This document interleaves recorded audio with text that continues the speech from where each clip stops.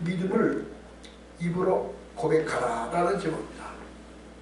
믿음을 입으로 말하고 고백하고 시인하라라는 말씀입니다.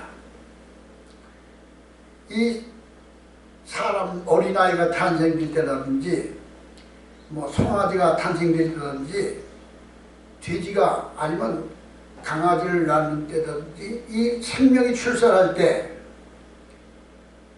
이 태아에 있는 그 생명은 호흡을 하지 못합니다.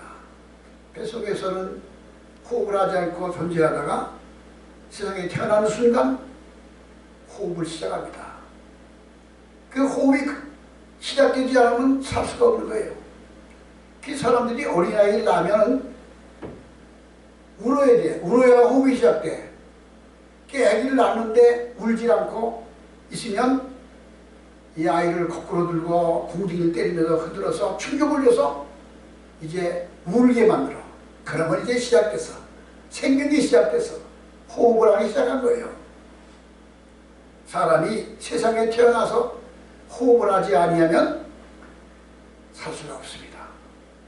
오늘 성경 말씀 로마서 10장 9절부터 있는 말씀 보면은 네가 만일 내 입으로 예수를 주로 신하고 하나님께서 그를 죽은 자 가운데서 살리신 것을 네 마음에 믿으면 구원을 받으리라.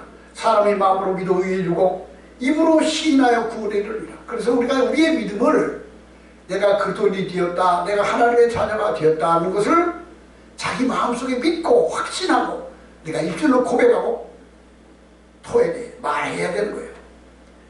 만일 네 입으로 예수를 주로 시인하고 하나님께서 그를 죽은 자 가운데서 살린 것을 네 마음에 믿으면 구원을 얻으리니 사람의 마음으로 믿어 의에 이르고 입으로 시인하여 구원에 이르리라. 그래서 우리가 신앙생활 할 때는 하나님 예수님을 주님으로 시인해야 돼. 믿음의 시작이 뭐죠? 시작은 아버지 하나님, 이게 시작이야. 주여.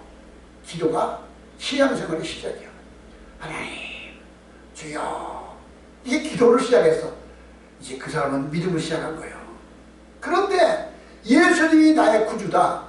예수님이 나를 대신하여 십자가에서 죄를 다 짊어지시고 속죄의 일을 들으셔서 나는 그 앞에 죄 사함받은 하나님의 자녀가 되었다. 속량함을 받았다라는 것을 마음에 확신하고 수용할 때 그 사람에게 구원이 주어진 것입니다. 사람들이 예수님을 하나님의 아들이라면 그래, 아유 하나님이 무슨 아들이 있냐? 아들을 낳나? 부인도 있고 우리 사람의 관점에서 생각을 해. 근데 예수님을 하나님의 아들이라고 말하는 것을 우리가 깊이 생각해야 되는데 하나님과 같은 성품과 그런 속성을 가지고 동등한 인격을 가지고 그런 존재로 이 세상에 보였어. 예수님은 2023년 전에 저 유대 베들레헴이라는 동네에서 태어나셨어. 근데 예수님은 하나님이 사람이 된 거예요. 하나님이 육체가 보이지 아니하는 하나님이 육체가 돼서 우리 가운데 오셨어. 그래서 그분은 처녀가 잉태아기를 낳았어. 제가 말씀드렸죠. 마리아라고 하는 처녀가 기도하는 가운데 성령이 임하더니 마리아야 내가 잉태하여 아들을 낳으리니 그 이름을 임마누엘이라 예수가 하리라. 깜짝 놀랐어. 마리아는 천사를 처음 봤어. 깜짝 놀랐어. 무슨 말씀이에요 이게 내가 어떻게 아이를 낳아요? 하나님의 성령이 너와 함께이니 네가 말씀으로 잉태하여 아이를 낳으리라. 그 낳은 아이가 예수님이야. 예수님은 하나님이 사람이 돼서 우리가 오셨어. 예수님이 이 세상에 오신 목적이 뭘까요? 재산을 늘리고 높은 지위에 올라가고 좋은 데 여행 다니고 좋은 음식 먹고 좋은 옷을 입고 좋은 자동차 타고 그런 것을 위해 온 게 아니야. 예수님이 이 땅에 오신 목적은 이 위의 모든 죄를 다 담당하시고 속죄의 제사 대속의 죽음을 죽기 위해서 주 예수 어린 양 주 예수 내 죄를 속했네. 속죄함 주 예수 내 죄를 속했네. 예수님이 우리의 죄를 속하셨어. 구약시대에는 이스라엘 나라에서 하나님의 제사를 드릴 때 인간들이 죄를 지은 자가 죄를 하나님의 죄 사함 받게 하나님께 나갈 때는 인간은 다 죄인이야. 말하는 것도 생각하는 것도 아담의 타락 이후에 인간에게 죄가 다 들어왔어.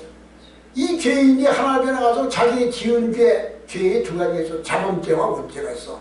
태어나면서부터 내려온 유전적인 죄가 원죄고, 자범죄는 내가 살면서 생각하고 말하고 행동하면서 지은 죄가 자범죄야. 이 두 가지 자범죄와 원죄를 하나님 앞에 사함받기 위하여 용서받기 위하여 나누게 나갈 때, 구약시대에는 속죄의 양을 드렸어. 속죄의 제물을, 흠없는 양, 건강한 양, 병들지 않은 양, 그런 양을 잡아다가 제사장 앞에 놓고, 제사장은 그 양을 앞에 놓고, 그리고 내가 이 양을 드려서 속죄하기 위해서는 내가 이 양에다 머리에 손 얹자. 하나님, 내가 자범죄와 원죄가 있고 이런 죄가 있습니다. 내가 나의 죄를 하나님께 용서받기 위해서 이 양을 하나님 앞에 내 대신 제물로 드립니다. 그리고 안수할 때 내게 있었던 원죄 자범죄가 다 죄 양 앞에 들어가서 다 들어가서 그 양을 제사장이 목을 찌르고 피를 쏟고 그냥 각을 뜨고 양이 막 죽어라. 그러면 내가 옆에서 볼 때 그걸 보면서, 얘야, 내가 너처럼 죽어야 되는데 네가 내 대신 죽는구나. 미안하다. 근데 양의 죽음이 하나님의 내 죽음으로 여겨져서 양의 죽음을 드릴 때, 양의 피를 흘려 죽일 때 하나님 앞에 내 죄가 속죄함을 받은 게 구약시대의 속죄의 제사예요. 그런데 지금도 저 이슬람이라는 나라, 저 마호메드 있는 어디에 거기 가면은, 그게 속죄일이면은 성교 순례하는 사람들이 다 거기 와가지고 메카 거기 가면 사람마다 다 양을 잡아. 100만 명이면 100만 명이 양을 가져와. 그래서 그냥 양의 피비린내 소리가 냄새가 진동해요. 지금도 양을 잡는다니까. 한 사람이 양 한 마리도, 양 한 마리를 한 사람의 집에 이렇게 속지 못해. 근데 그것도 1년에 한 번씩 드려야 돼. 그런데 하나님께서는 인류의 모든 죄악을 어린 양에게 드린 게 아니라 하나님의 아들을 보내셔서 그 아들이 속죄양이 돼서 내가 내 죄를 양한테 반수할 때 넘어가는 것처럼 예수 그리스도에게 지구상에 있는 70억의 죄가 다 그에게 들어갔어. 앞으로 태어날 인류 역사의 모든 인간들의 죄악과 저주가 예수님이 다 담당했어.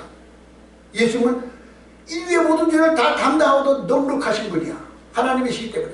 그래서 예수님이 한 분이 내 죄도 죽고, 서울에 있는 사람, 미국에 있는 사람, 저 아프리카에 있는 사람, 모든 사람들의 죄를 다 자기가 받아 마시고 짊어지고 십자가에서 피를 쏟고 죽으실 때 다 이루었도다.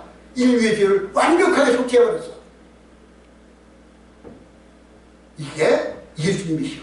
예수님이 이 땅에 오신 목적은 십자가 위에서 못 박혀서 피를 쏟고 죽기 위해 오신 거예요. 그래서 숨을 거두시면서 하신 말에 다 이루었도다 하신 거예요. 그래서 뭐 이제는 모든 인류의 모든 사람들이 죄를 용서받기 위해서는 하나님, 창조주 하나님이 인간들의 죄를 속죄하여 보내신 예수 그리스도의 그 죽으심을 내가 내 것으로 믿고, 그 예수님이 나를 대신해 죽으셨고 피 흘려 죽으셨다는 것을 내 것으로 수용할 때 나는 죄사함 받고, 나는 하나님 앞에 용서받고 하나님의 자녀가 된 거예요. 옛날에 어느 사람이 죄를 짓고 감옥에 갇혔어.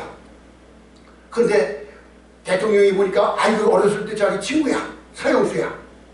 아니 이 친구는 자기 친구가 대통령도 몰라서 대통령이 보니까 아이 친구가 서영수가 됐어.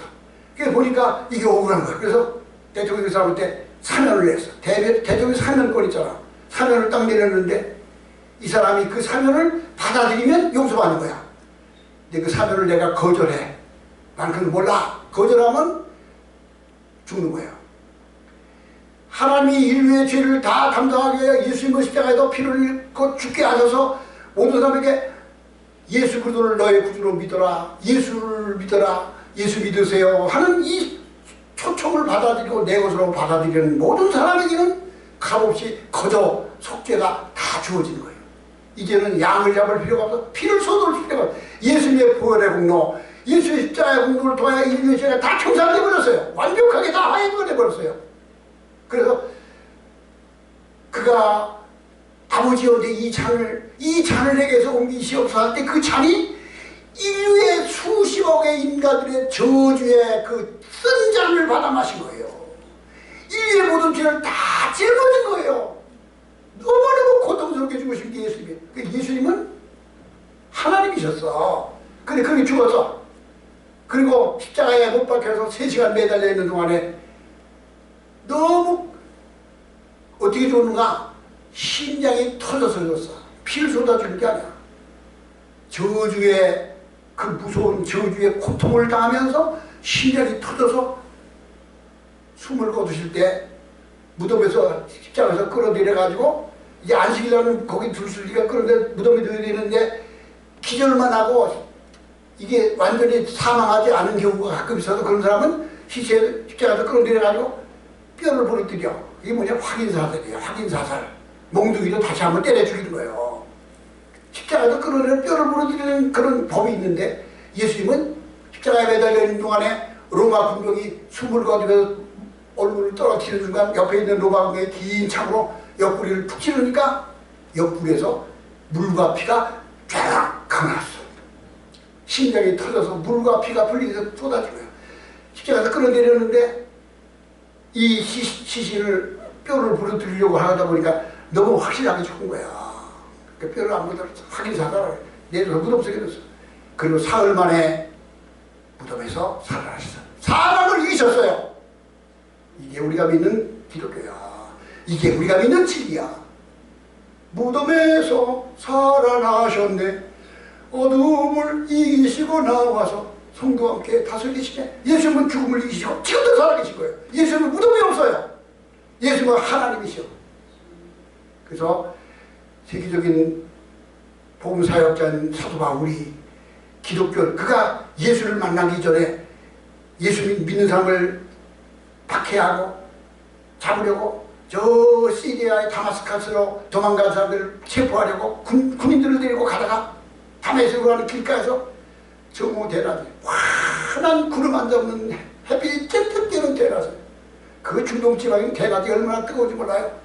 말을 타고 가는 이 사울 바울이라는 사람이 말을 타고 가는데 교환관 앞에 거대한 그 밝은 대낮에 하늘에 달 듯한 빛나는 인격이 한 분이 서셔서 바울이가요, 사울아 사울아 내가 왜 나를 핍박하느냐. 이 바울의 원래 이름이 사울이었어.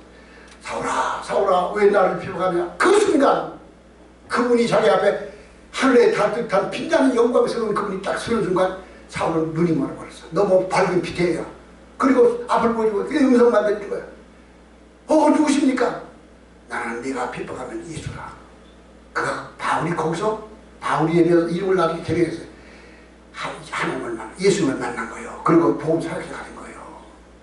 죽을 때까지. 그래서 미국의 영국의 유명한 역사학자인 토인비구스가 하는 말이, 영국을 다 죽어도 바꿀 수 없는 두 인물이 있는데, 영국이라는 나라를 죽어도 바꿀 수 없는 위대한 인물 두가 셰익스피어와 사도와 누가 그렇게 말했어요. 사도 바울이었어. 그분이 말하기에 사도 바울이 그 역사학자가 말하기를, 역사학자가 셰익스피어와 그 역사학자 두 사람을 영국을 바꿀 수 없다는 사람이 나비 투폴로 교수인가 그 사람이에요. 근데 그분이 자기 책에서 뭐라고 썼는가 하면, 사도 바울이 가는 곳마다 교회가 생겼고 유럽의 문명이 시작되었다. 바울의 발자취는 위대한 인류 역사다. 그 바울이 예수님을 만난 거예요. 그런데 우리 그리스도인이 되었다면 누구든지 예수님이 나의 구주라는 것을 마음에 믿고 내 입으로 시인하고 예수님을 고백할 때 뭐라 했어요? 네가 만일 내 입으로 예수를 주로 시인하며 하나님께서 그를 죽은 자 가운데서 다시 살리실 것을 내 마음에 믿으면 구원 얻으니 사람의 마음으로 믿어 의에 이르고 입으로 시인하여 구원을 이룬다. 그래서 입으로 말하는 거예요.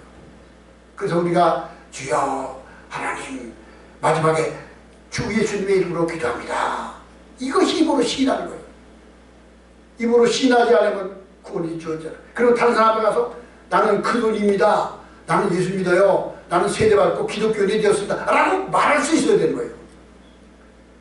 교회에 오는 사람들 가운데 처음 믿는 대학생들, 처음 믿는 학생, 청년들은 교회에 가는 것이 친구들이 할까봐 부끄러워서 성경책을 보재기에다 싸서 숨겨들고 오고 가방 속에 넣어가지고 오고, 그리고 군대 갔는데도 시작기도 하지 못하고 예수 믿는다는 걸 담대하게 드러내지 못하는 이런 아직 확신이 없는 사람들이 있어요.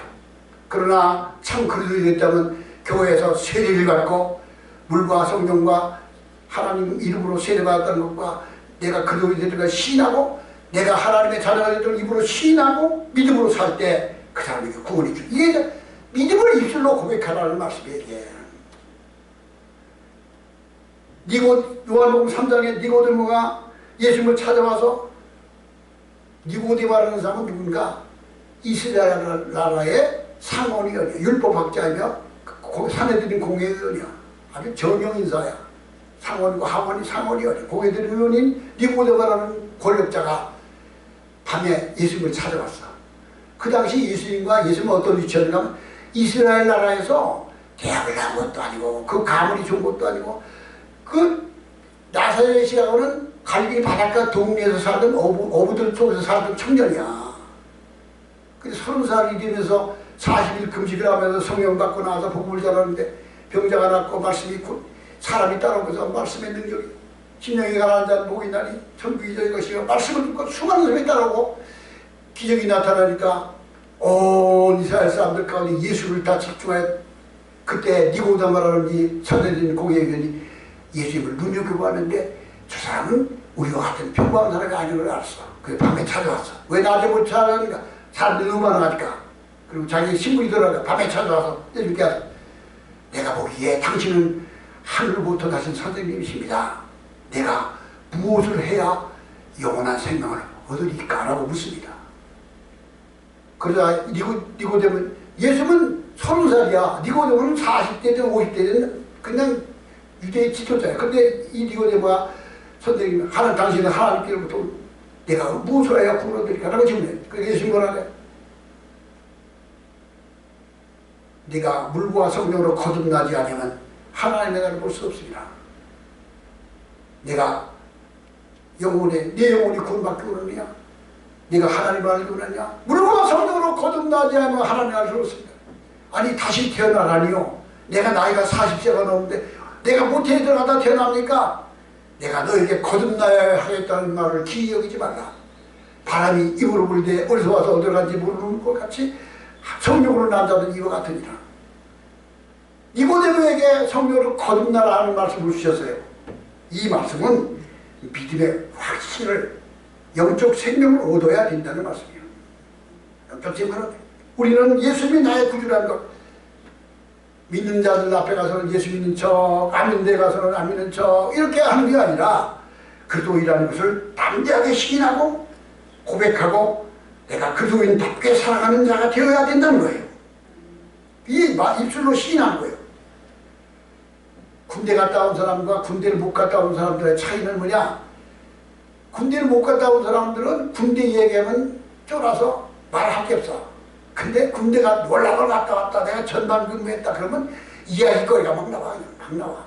제가 그 인터넷 따이다 보니까 그 동문회가 있어. 어디 원주에는 제1하사관학교 뭐 육구사관학교도 아니고 하사관학교니까 별거 아니지. 하지만 거기에 동문회가 있어.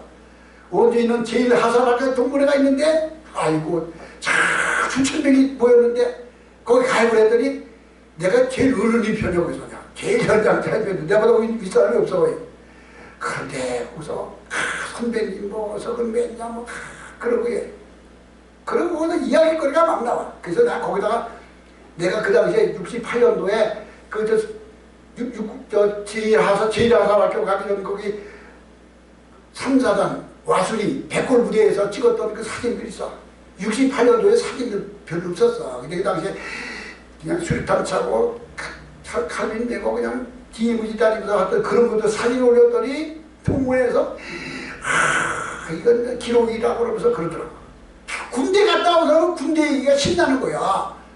의사는 의학 이야기가 신나고 또 게임하는 사람은 게임 얘기가 신나고 낚시하는 사람은 낚시 얘기가 신나지. 예수 그리스도를 믿는 사람은 예수의 이야기가 내 안에 꽂힌 거예요. 예수님의 이야기라는 거예요. 예수님을 고백하고 말할 수 있어요. 자랑스러워하는 거예요. 이 세상에서 가장 자랑스러운 가장 복된 이야기는 예수 그리스도에 대한 이야기입니다.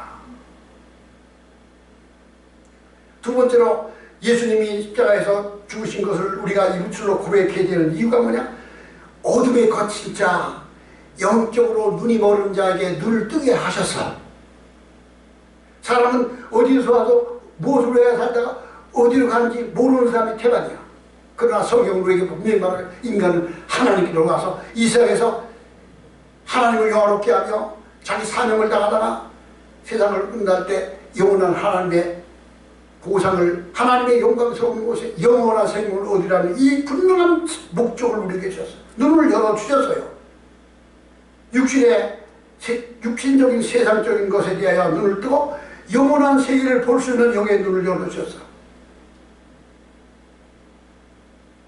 이스라엘의 선지자였던 엘리사라는 선지자가 있는데, 그 당시에 아람 군대가 엘리사의 집 살고 있는 도단성을 겹겹이 이어서 엘리사를 잡으러 왔어.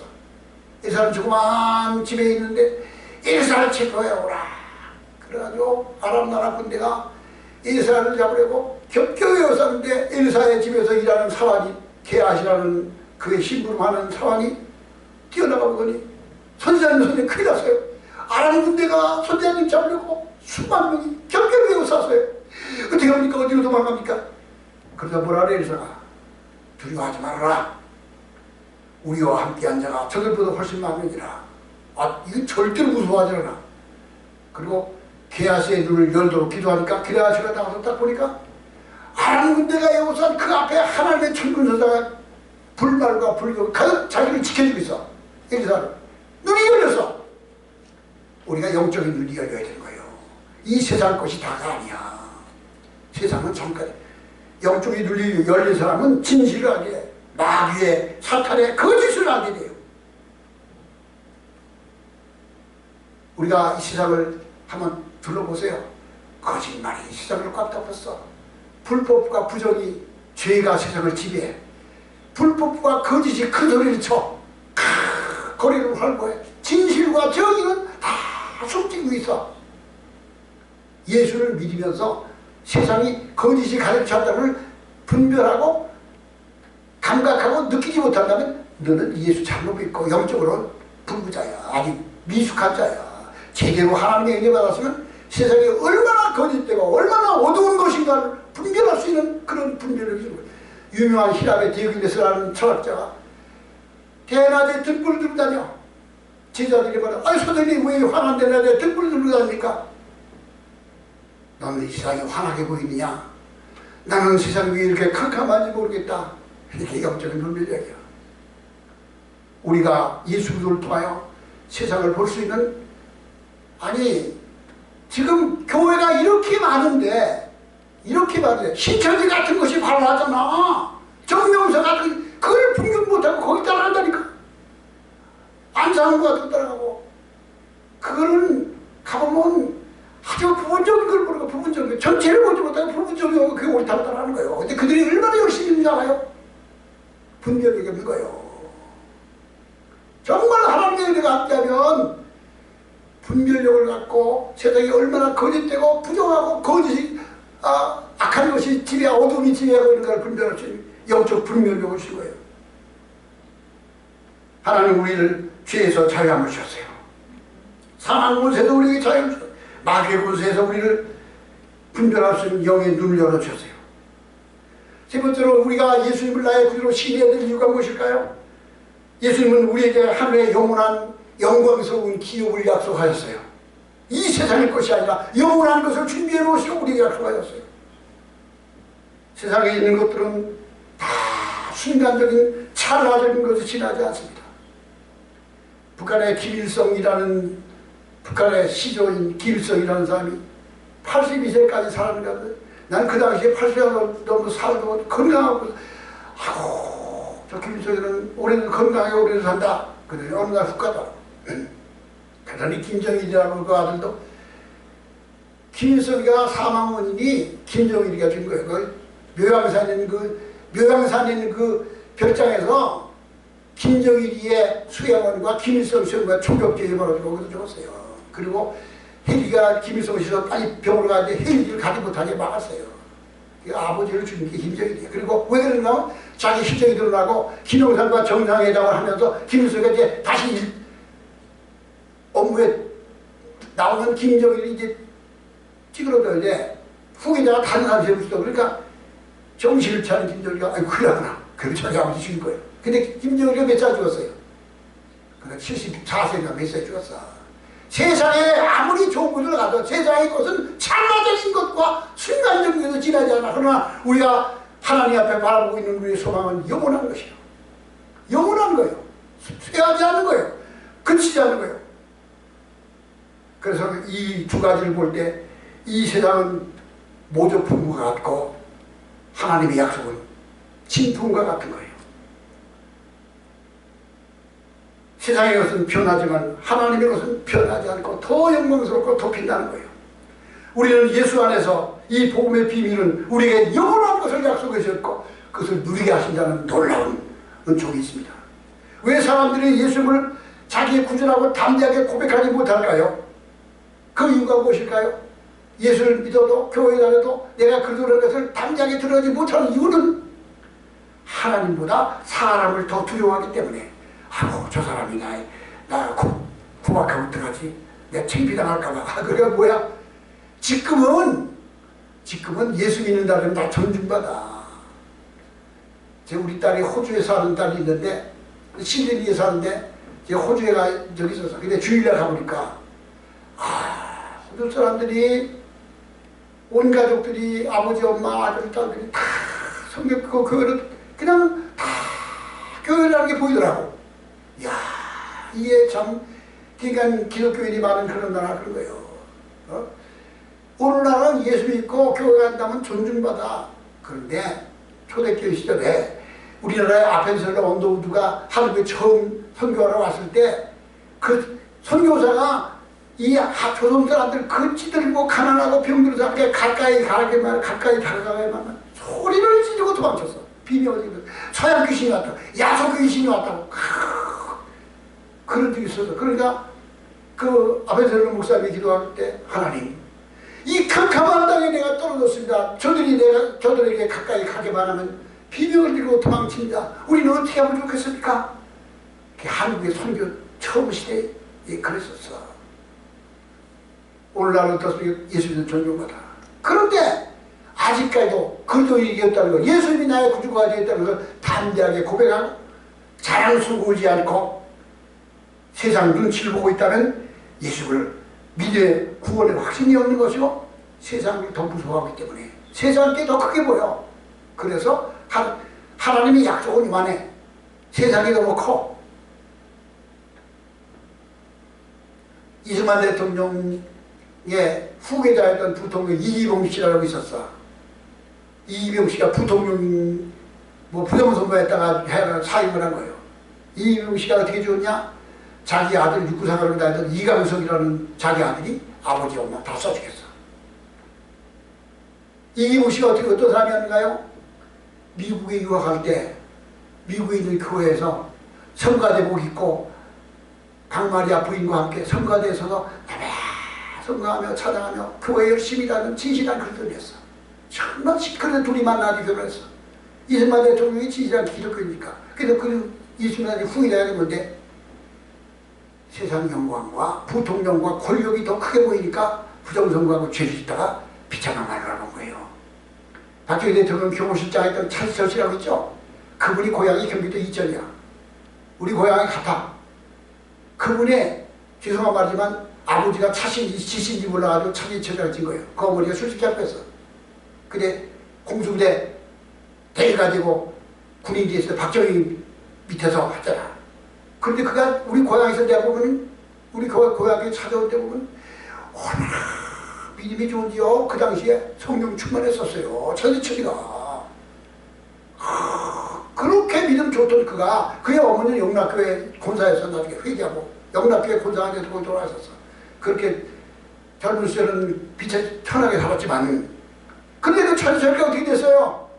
그렇게 믿음이 좋던 자가 박정희는 그냥 국가의 지존이라고 하면서 하다가 온갖 못된 짓 하다가 총받아 죽었어. 비참하게 죽었어. 이게 뭐냐? 하나님보다 세상 것을 더 크게 여기는 그런 어리석은 거예요. 우리는 세상 것과 하나님 것과의 사이에서 세상 것보다 하나님에서 더 크게 존중해 여길 줄 아는 자가 되십시다. 이것이 예수를 믿는, 예수를 구주로 시인하는 자에게 주신 믿음입니다. 히브리서 10장 35절에 너의 담대함을 버리지 말라. 이것이 큰 상을 얻으리라. 우리는 믿음의 담대함을 얻지 말아야 돼. 누구든지 사람 앞에서 나를 시인하면 나도 하늘에 계신 하나님 앞에서 너를 시인할 것이며, 누구든지 사람 앞에서 나를 부인하면 나도 하늘에 계신 하나님 앞에서 너를 부인하리라. 여차하면 도망가려고, 예수 믿는 척하다가 불리하면 절로 가려고, 그런 믿음이 없으면 예수를 주로 신하지 못한 거예요. 6.25 사변 때 북한민들이 내려왔잖아요. 북한민들이 내려와서 교회를 그 유명한 김익두 목사님이 1.4.5 뒤에서 도망하던 괴리불이 김익두 목사님 교회에 찾아가서 총살을 죽였어요. 성도를 죽이고. 교회마다 다니면서 기독교들 많고, 야 너희들 예수 믿냐? 예수 믿는 나 다 죽인다. 그렇게 기독교를 많이 죽였어요. 어느 교회에 가서 이민군이나 교회를 다 집합시키러 너희들 예수 믿는 사람이 일어나라. 안 믿는 사람들 안 믿겠다고 하는 사람 살려줄 거야. 그러니까 목숨을 구별하려고 남 믿는 쪽으로 다 섰어. 나는 눌려서 나는 끝까지 나는 주님을 부인하서 내쫓았어. 알았어. 너희들 다 이리 와. 그리고 인도에서 가는 거야. 예수님 모르다 가는 사람들 따라와. 그래서 산속으로 가더니 딱 달려버렸어. 그리고 이 사람들 살려는데 왜 이 인민군이 지 어머니가 예수 믿는 사람이었어. 이 비겁한 새끼들, 너희들이 교회를 다니면서 예수님 우리나라 부인해. 그럴 때는 얘기가 있어. 어느 교회 목사님이 있었어. 잡혀갔어. 내 직업이 뭐야? 목사라면 당장 죽어. 그러니까 어떡하냐. 내가 목사님이라면 당장 총살자한테, 그래 총살자에도 좋아. 내가 총살자면 하나님 나라 갈 테니까 괜찮아. 넌 직업이 뭐야? 그러니까 나는 목사다. 그랬대. 그랬더니 임용근이 뭐라 하죠? 야 이 새끼야, 목숨으로는 각짐시키 위하고 해서 군기차대 쫓아버렸대. 이게 뭐냐? 죽으려고 그러면 사는 거예요. 살려고 그러면 죽고. 우리가 세상에서 비겁하게 기회주의적인 삶이 아니라 내가 그리스도라는 것을 담대하게 증거할 수 있는 믿음이 되어야 돼. 성령 받지 못한 사람은 그런 거예요. 베드로가 예수님을 3번씩 모른다고 부인했잖아요. 왜? 성령 받지 못해. 믿음이 확실했기 때문에. 다섯 번째로 하나님보다 사람을 더 두려워할 때 그렇습니다. 몸을 죽여도 영혼을 능히 죽이지 못하는 자를 두려워하지 말고 몸과 영혼을 능히 지옥에 멸하시는 하나님을 두려워하라. 이게 믿음이야. 하나님이 두려워하는 자는 세상을 두려워하잖아. 베드로가 성령 충만받고 난 후에 사도행전 4장 19절에 보면 하나님 앞에서 너희 말을 듣는 것과 하나님 말씀을 듣는 것 중에 어느 것이 옳은지 너희가 생각해 보아라. 나는 오직 하나님의 말씀을 증거할 수밖에 없노라. 사람을 부끄러워하지 않고 입으로 신한 믿음이 되었습니다. 내가 복음을 부끄러워하면 하나님도 날 부끄러워요. 내가 예수님을 담대하게 신하면 이 복음을 믿는 모든 사람에게 구원을 주시는 하나님의 능력이 됩니다. 우리는 믿음의 담대함을 가지고 내가 그리스도의 때로서 자랑스럽게 하나님께 더 가까이 가는 자가 되십시오. 우리 혀는 불의 혀 같다 했어요. 불과 같고 혀 같다 했어요. 불과 같고 혀 같다. 불이 작은 불이지만 온 산을 불태우지. 혀가 그런 거예요. 키와 같다. 배가 가는데 키를 누르면 배가 방향을 조절하는 거예요. 혀는 불과 같고 키와 같다. 우리 입술로 하나님을 고백하고 믿음의 생활을 하는 저와 되기를 바랍니다. 그러다 같이 기도하시죠.